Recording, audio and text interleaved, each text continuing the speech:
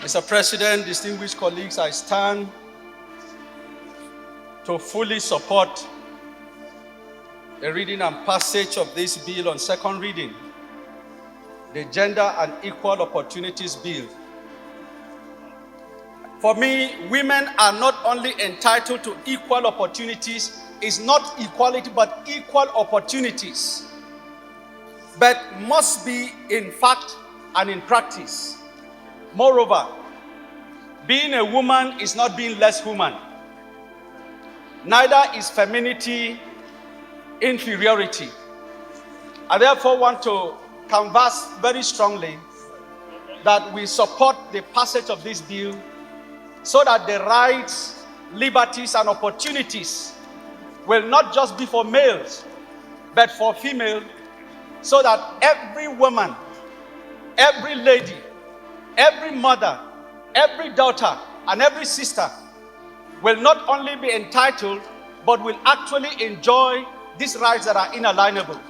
Again, a bill seeking to promote women empowerment and gender equality was on Wednesday, the 15th of December 2021, stepped down during plenary at the Senate.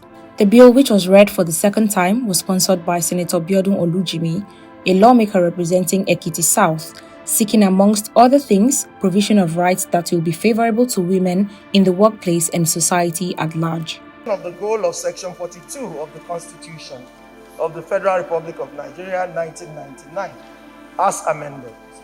Similarly, it will allow for the domestication of the Convention for the elimination of all forms of discrimination against women, as well as the Protocol for the African Charter on Human and People's Rights, on the rights of women in Africa.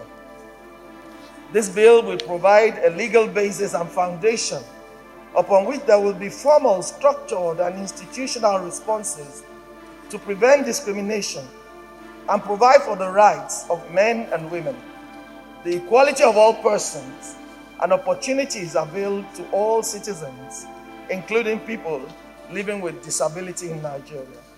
Recall that this same bill was presented to the Senate during the 8th Assembly on the 26th of November 2019.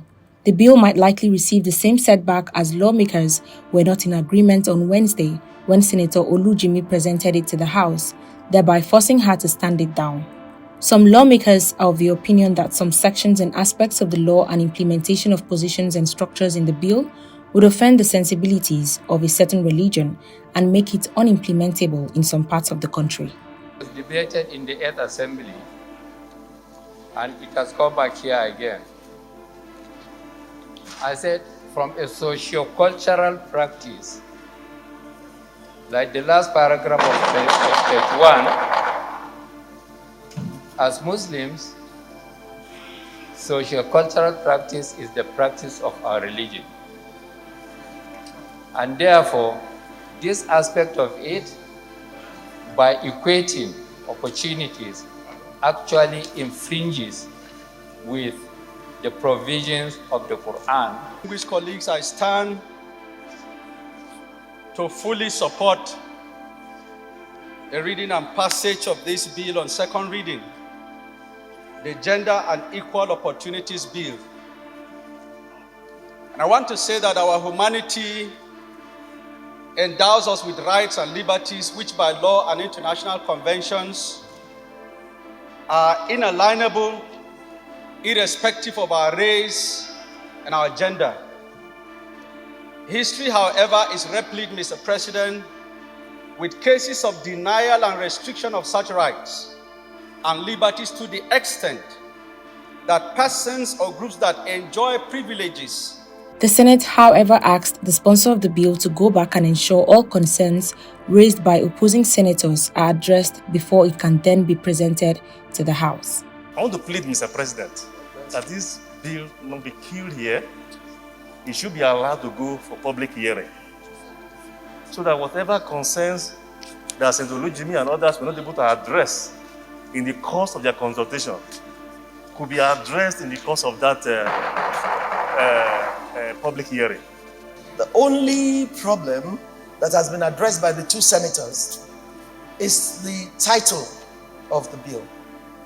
I said yesterday, Mr. President, that the Sultanate arranged an outreach where every of the Muslim clerics, including the Murik chairman, were present, and they gave a bill of clean health to. They gave a clean health to the bill, and we have also done that with the Christian clerics, and they've also given it a clean bill of health. However, if the problem is the title, equal opportunities, that they do not want, then we can change the title and make it Gender Equity Bill. The sponsor of the bill, Senator Olujimi, has moved towards addressing the concerns of colleagues. I listened to Senator Yusuf objecting to the bill, the way it is captured, and equally Senator Wamako. If that addresses their concerns, I think that should be fine. But I want to say one thing here. It's good to make efforts to reach out to people, stakeholders outside. But when a bill comes here, the clean bill of health somebody outside gives to it does not make it healthy enough when it comes to the floor. Because senators may be informed by so many other, their decisions could be informed by so many other considerations. So I believe that what we need to do is to come to an understanding of how this bill can be accepted as all the interests are addressed.